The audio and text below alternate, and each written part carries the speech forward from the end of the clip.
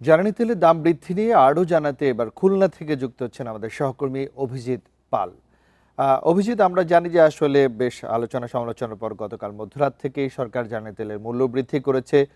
দীর্ঘ 1-1.5 মাসেরও বেশি সময় ধরে আসলে জ্বালানি সংকট নিয়ে বেশ তিক্ত অভিজ্ঞতা রয়েছে। তো সবকিছু মিলে আজকে পরিস্থিতি কেমন রয়েছে? আজকে জ্বালানি তেলের মূল্য বৃদ্ধির পরেও যে খুলনার যে জ্বালানি সংকট সেটি কিন্তু কাটেনি।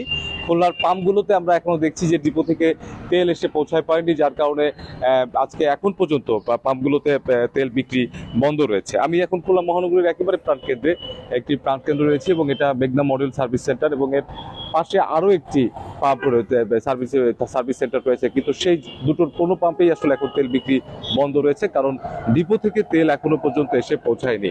তবে আমরা দেখতে পাচ্ছি যে সকাল থেকেই কিছু কিছু মোটরসাইকেল তারা সারিবদ্ধভাবে দাঁড়ানোর চেষ্টা করছেন, যাতে করে তারা পাম্পে তেল বিক্রি শুরু হলেই সঙ্গে সঙ্গেই তারা তেল বিক্রি করতে পারেন।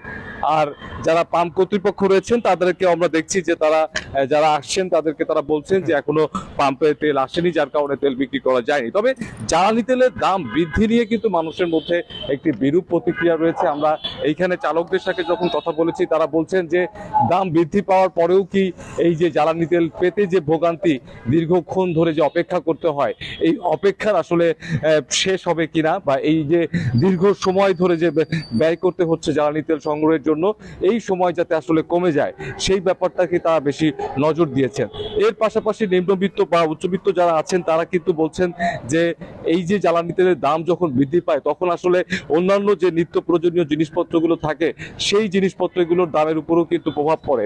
অতএব জ্বালানি তেলের দাম যেহেতু গতকাল রাতে বেড়েছে, অতএব আজকে থেকেই বাজারে কিন্তু দেখা যাবে যে অন্যান্য যে জিনিসপত্রগুলো রয়েছে সেই জিনিসপত্রের দামও কিন্তু বাড়বে এবং তার একটি প্রভাব কিন্তু যারা নিম্ন আয়ের বা খেটে খাওয়া মানুষ রয়েছেন তাদের উপর কিন্তু পড়বে। অতএব তারা বলছেন যে জ্বালানি তেল বৃদ্ধির ফলে আসলে যে নিত্য প্রয়োজনীয় দ্রব্যের যে দাম বৃদ্ধি পাবে সেই দাম যাতে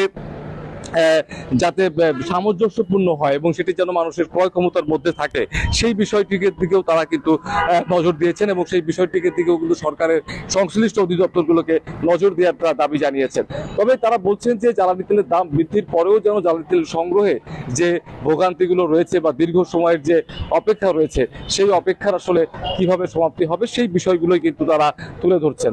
তবে এখনো পর্যন্ত আমরা দেখতে পাচ্ছি যে খুলনার কিছু কিছু কেন্দ্রে, যেসব কেন্দ্রে পাম্পগুলোতে, সার্ভিসিং সেন্টারগুলোতে আসলে আপনার ডিপো থেকে তেল এসে পৌঁছেছে, সেই সমস্ত কেন্দ্রগুলোতে আসলে এখন দেখা যাচ্ছে যে আপনার তেল বিক্রি শুরু হয়েছে এবং সেই ডিপোগুলো আমরা পাম্পগুলোর সামনে দেখতে পাচ্ছি যে একটি দীর্ঘ লাইন। কিন্তু আমরা কিন্তু যে সময় আর বেশ কিছু পাম্পে এখনো পর্যন্ত ডিপো থেকে তেল এসে পৌঁছায়নি, যার কারণে কিন্তু সমস্যাগুলো হচ্ছে। কারণ গত কয়েকদিন ধরেই আমরা দেখছি যে এই ডিপোগুলোতে যে পরিমাণ তেলের বরাদ্দ দেওয়া হচ্ছে সেই তেলের বরাদ্দ আসলে বিগত স্বাভাবিক সময়কে দেখা গেছে যে 3000 লিটার অকটেন বিক্রি করতে যেখানে প্রায় 30 ঘন্টার উপরে সময় লাগতো, সেইখানে দেখা গেছে যে 30,000 লিটার অকটেন মাত্র 3 ঘন্টা বা 4 ঘন্টার মধ্যে শেষ হয়ে গেছে।